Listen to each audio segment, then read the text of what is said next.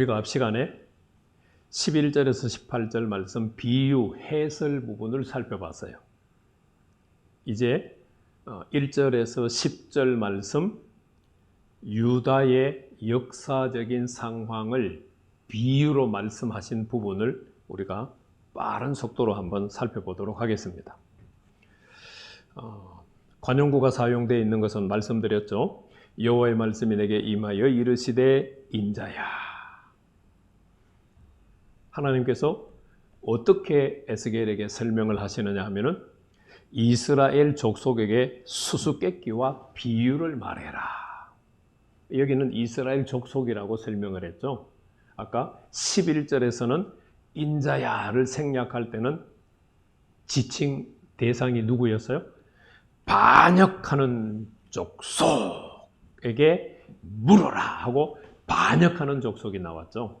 그런데 여호와의 말씀이 내게 임하여 이르시되 인자야 라고 했을 때는 이스라엘 족속이라고 어떻게 보면 부드러운, 아직은 죄를 얹지 않은 그런 부름이라고 말할 수 있어요.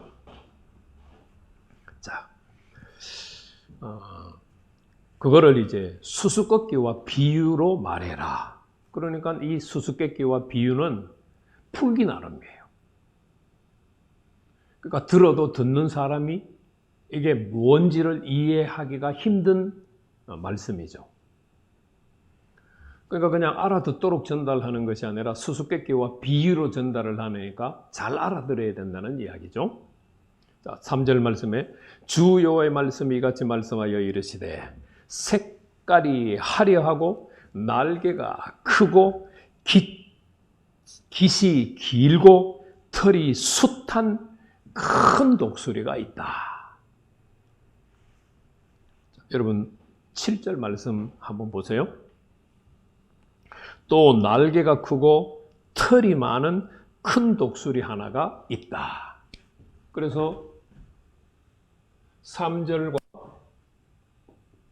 7절에 독수리를 비교를 해보면은 여기는 색깔이 화려해요. 여기는 색깔이 화려하다는 말이 없어요. 그 다음에 날개가 크다.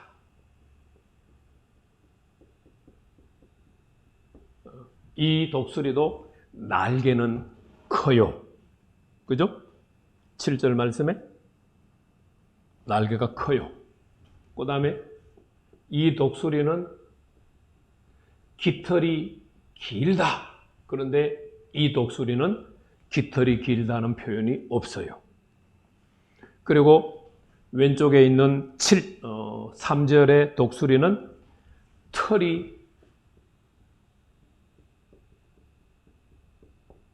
숱하다 라고 번역되어 있고 7절에 있는 독수리는 털이 많다 라고 번역을 했어요. 실제로 히브리어에서도 마라라고 하는 단어를 사용을 했고 여기는 라브라는 단어를 사용을 했어요. 그래서 사용하는 단어가 달라요. 이 숱하다라고 하는 마라는 충만하다라는 말이고 이 라브는 그냥 양이 많다는 정도예요. 그러니까 이 독수리와 이 독수리를 하나님께서 비교를 시켰는데 누가 강하다는 이야기예요? 느부갓네살 그리고 큰 독수리. 여기도 큰 독수리예요. 독수리가 크기는 큰데 3절의 독수리가 훨씬 강해요. 바벨론의 느부갓네살 왕이 훨씬 강하다는 얘기예요. 7절은 애굽의 바로 왕을 가리키는데 그도 크기는 크지만 바벨론의 느부갓네살 왕에 비교하면 아주 볼품없는 왕이라는 말이에요. 그 바벨론의 느부갓네살 왕이 레바논에 이르렀다. 예루살렘에 이르렀다고 아까 우리가 해설해서 봤죠. 백향목 가지를 꺾되 아마도 여호야긴 왕을 폐위를 시켰어요. 그 연한 가지 끝을 꺾어가지고 여호야긴 왕이라고 보면은 왕위에서 물러나게 했다라는 의미를 가질 거고, 아까 해설 부분에서 왕과 고관이라고 단수 명사가 같이 나왔기 때문에 그 연한 가지 끝을 꺾어가지고는 고관으로 해석을 할 수도 있어요. 아마도 그 고관은 에스겔을 의미하지 않을까 생각할 수 있어요. 장사하는 땅은 바벨론을 비유한 거죠. 바벨론에 이르러 상인의 성읍에 뒀다. 장사하는 상이니까 상인들이 있는데 그 상인들이 거주하는 땅에 여호야긴 왕과 에스겔을 두었다. 그러고 나서 5절에서는 이제 느부갓네살 왕이 시드기야 왕을 세운 이야기를 합니다. 또 그 땅에 종자를 꺾어, 왕족 가운데 한 사람을 선택한 것을 가리켜서 그 땅에 종자를 꺾었다 이렇게 표현을 했습니다. 아까 말씀드렸던 열왕기하 24장 17절 말씀을 보면은 마따니아를 선택을 해요. 왕족 가운데서 마따니아를 선택해서 왕으로 세워요.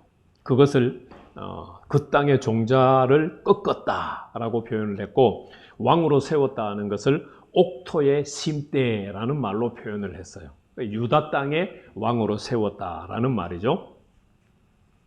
그런데 어떤 사람 곁에 세웠느냐? 그러니까 독립해서 세운 것이 아닌 것을 설명을 해요. 수양버들 가지처럼 큰 물가에 심었다. 수양버들이 누구 계세요? 큰 물가가 누구 계세요? 바벨론과 바벨론 왕 느부갓네살을 의미하는 거죠. 마따니아를 선택해서 시드기야 왕으로 계명을 해서 유다 땅의 왕으로 세웠는데 독립적으로 세우지 않았어요.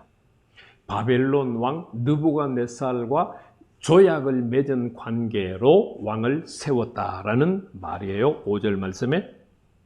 그래서 6절의 말씀을 보면은 그렇게 세움받은 시드기야 왕은 어떤 왕인가를 설명을 해줘요. 그것이 자라며 퍼져서 높지 아니한 포도나무 곧 굵은 가지와 가는 가지가 난 포도나무가 되어, 쉽게 말하면 그저 그런 왕이 됐다는 이야기예요. 뛰어나고 위대하고 명성이 있는 왕이 아니라 그냥 그저 그런 왕이 되었다. 그리고 그 왕은 시드기야 왕이 처음 세움 받았을 때 어떤 태도를 취했는가? 그 가지는 독수리를 향하였고 그 뿌리는 독수리 아래 있었다.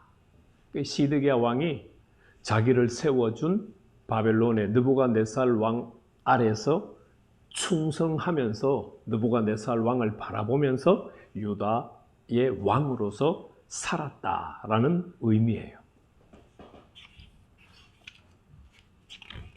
8절 말씀을 먼저 보면은 왜 그렇게 세웠느냐? 그 포도나무를 큰 물가 옥토에 심은 것은 가지를 내고 열매를 맺어서 아름다운 포도나무를 이루게 하기 위해서다. 느부갓네살 왕과 조약을 맺어서 느부갓네살 왕의 다스림을 받으면서 시드기야 왕이 왕 노릇하는 것이, 시드기야 왕은 왕 노릇을 가장 잘하는 거예요. 자기 마음대로 뭔가를 하겠다고 하는 것은 그것은 잘못하는 행위예요. 그러니까 독립국가가 아니고 식민지 국가이기 때문에 어쩔 수 없다는 것을 지금 이야기를 하고 있는 거예요. 식민지 국가이기 때문에 식민지 국가의 왕이 자기들을 지배하고 있는 왕을 벗어나려고 하면 어떻게 될까요? 그거는 이제 공격을 받고 참혹한 일을 겪게 되는 거죠. 이렇게 언약을 시드기야 왕이 바벨론의 느부갓네살 왕에게 세움을 받으면서 언약을 맺은 것은 그 바벨론 왕의 지배하에서 왕 노릇을 잘 하기 위해서 세웠다 그 말이에요. 그런데 7절 말씀을 보면 그 시드기야 왕이 배반을 해요. 아까 우리가 살펴봤죠?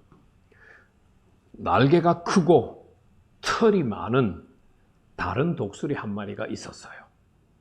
그게 이제 애굽의 바로 왕을 의미해요. 그 포도나무가는 시드기야 왕을 가리켜요. 이 독수리에게 물을 받으려고 바로 애굽의 바로 왕에게 도움을 받으려고라는 말이에요. 그 심어진 뚝에서 바벨론의 느부갓네살 왕의 세움 받은 것을 의미해요. 그 뚝에서, 그러니까 느부갓네살 왕의 언약과 조약 가운데서 유다를 다스려야 되는데 그것을 벗어나서 그를 향하여 뿌리가 뻗고 가지가 퍼졌도다. 애굽의 바로 왕을 향하여서 가지가 뻗고 뿌리를 내린 거예요. 그러니까 시드기야 왕이 바벨론의 느부갓네살 왕을 배반하고 애굽의 바로 왕을 의지하기로 한 결정을 이렇게 이제 7절 말씀처럼 설명을 한 거예요. 그러니까 9절 10절 말씀에서 너는 이르기를 주 여호와의 말씀에 그 나무가 능히 번성하겠느냐? 시드기야 왕이 번성하겠느냐? 이 독수리가 바벨론의 느부갓네살 왕이죠. 어찌 그 뿌리를 빼지 아니하겠느냐? 뽑지 않겠느냐? 뒤에 있는 아니하겠으며가 두 번 나오죠. 그것을 각각의 표현에 붙여서 설명을 하면 어찌 그 뿌리를 뽑지 않겠느냐? 어찌 그 열매를 따지 않겠느냐? 어찌 그 나무가 시들게 하지 않겠느냐? 어찌 그 연한 잎사귀가 마르게 하지 않겠느냐? 느부갓네살 왕이 자신을 배반한 시드기야 왕을 가만두지 않는다는 이야기죠. 당연히 바벨론의 느부갓네살 왕은 시드기야 왕을 공격하죠. 그런데 어느 정도 규모로 공격해도 되느냐? 9절 마지막에 많은 백성이나 강한 판이 아니라도 그 뿌리를 뽑을 것이다. 그러니까 크지 않은 군사력을 끌고 와서도 시드기야 왕과 유다를 멸망시킬 수 있다는 이야기예요. 애굽의 바로 왕은 바벨론의 느부갓네살 왕이 큰 군대가 아닌 작은 군대를 끌고 와도 그들을 대적할 수 없다는 이야기예요. 그리고 10절 말씀에 계속해서 말씀이 이어집니다. 볼지어다 그것이 심어졌으나 번성하겠느냐? 시드기야 왕이 왕으로 세움을 받았지만 그 시드기야 왕이 번성하겠느냐? 명성을 얻겠느냐? 유다가 번성하겠느냐?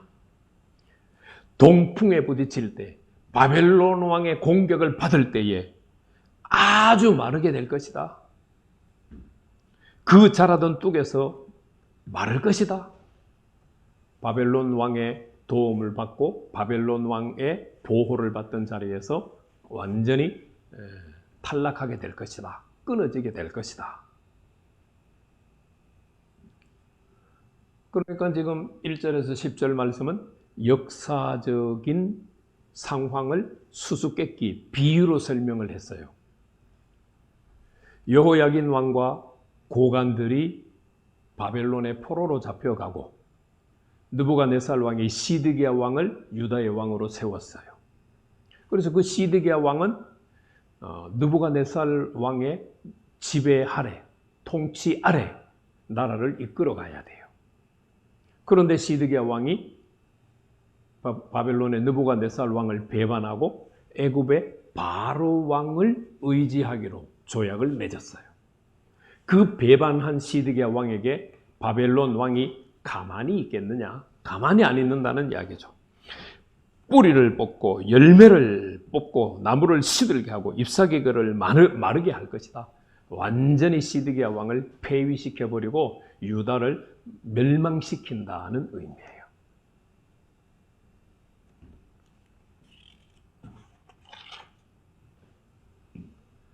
자, 여기까지 보면은 바벨론 왕과 시드기야 왕의 관계로만 설명을 하고 있어요. 아직은 하나님이 등장하지 않아요.